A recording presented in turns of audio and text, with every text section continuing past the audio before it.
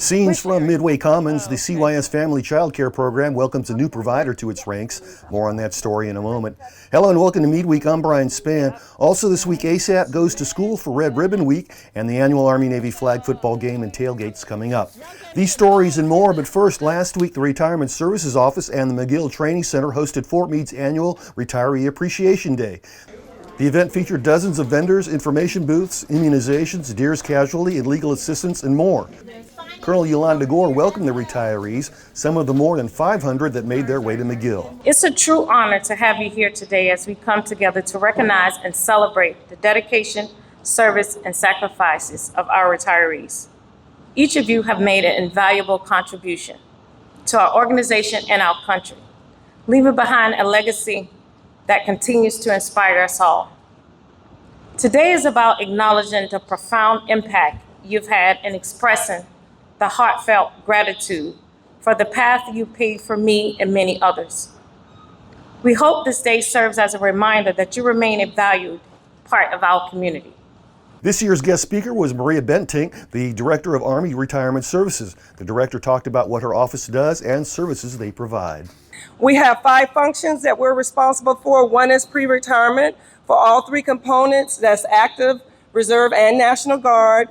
And we're responsible for post-retirement policy, things like Retiree Appreciation Day, that's governed by our regulation, as well as we have My Service Benefits. If you missed Retiree Appreciation Day or have any questions, contact Fort Meade's Retirement Services Office. In other news, while the Child and Youth Services Child Care Centers provide the bulk of on-post child care, CYS offers an alternative, the Family Child Care Program, where on-post housing residents can get qualified to offer child care in their homes.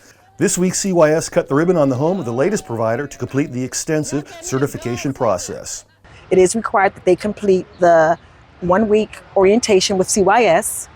They are required to be inspected, their homes, through environmental health, safety, fire, and the APHN nurse. They also have to maintain their training files. They have to maintain all of their annual training, which includes first aid, CPR, administering medication, and things of that nature. We spoke with Fort Meade's newest family child care providers about why they wanted to take the plunge. We love children. We have 5 of our own, but they're all older, and just wanting to help our service members out and doing something we love and giving back to the community a little bit. We've done a lot of rearranging of the house, so going out and purchasing whatever stuff we needed, both for safety, but also for to entertain the children that'll be there or to educate them. And then it was our first time working on our own contract and having some control over our occupation, if you will. Currently, there are 6 certified family child care providers, and according to CYS, that number should increase to 10 shortly. So if you love children and are interested in owning your own business, go to meade.armymwr.com for more information. Meanwhile, this week is Red Ribbon Week, which takes place the last week of October every year. It's the largest drug prevention campaign in the U.S. Its basic mission, to keep kids drug-free. This year, Fort Meade's Army Substance Abuse Program, ASAP, is visiting several on-post schools. My goal is to go there and talk to the 5th graders before they transition into middle school. A lot of peer pressure happens at this age. And so my goal in going there is to talk to them about making healthy choices. We don't use language like good choices, bad choices, but healthy choices around peer pressure when it comes to drugs or alcohol, as Red Ribbon Week is centered around education. We close this week with a couple of reminders. First, MWR and the Maryland Department of Labor's quarterly community job fair is coming up November 13th from 10 to 2 at the McGill Training Center. More than 60 potential employers are scheduled to be in attendance, so bring plenty of resumes. If you need help with that, the resume doctor will be on hand.